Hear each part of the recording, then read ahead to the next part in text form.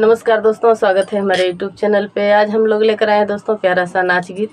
पसंद आए तो हमारे चैनल को लाइक करें, शेयर करें, सब्सक्राइब करें, हमारा सपोर्ट करें, हमारे चैनल को आगे बढ़ाएं। दोस्तों गाना जैसा भी लगे कमेंट में ज़रूर बताएं। धन्यवाद।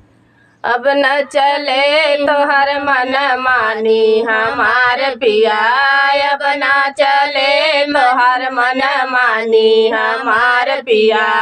माई और बाप के बहुत दुलारी, माई और बाप के बहुत दुलारी। हमसे भरावई लग पानी हमार पिया, हमसे भरावई लग पानी हमार पिया।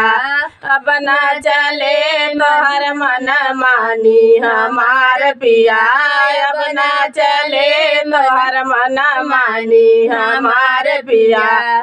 में बीए कई के हम अइली, में बीए कई के हम अइली। माई तोहार बोले कड़वी बोली हमार पिया, माई तोहार बोले कड़वी बोली हमार पिया। अब न चले तो हर मन मानी हमार पिया, अब न चले तो हर मन मानी हमार पिया। भाभी तोहार खुद के कहे अप्सरानी, भाभी तोहार खुद के कहे अप्सरानी।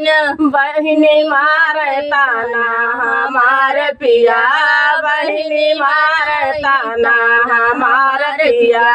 अब ना चले तो हर मन मानी हमार पिया, अब ना चले तो हर मन मानी हमार पिया। धन्यवाद दोस्तों, गाना जैसा भी लगे कमेंट में जरूर बताना।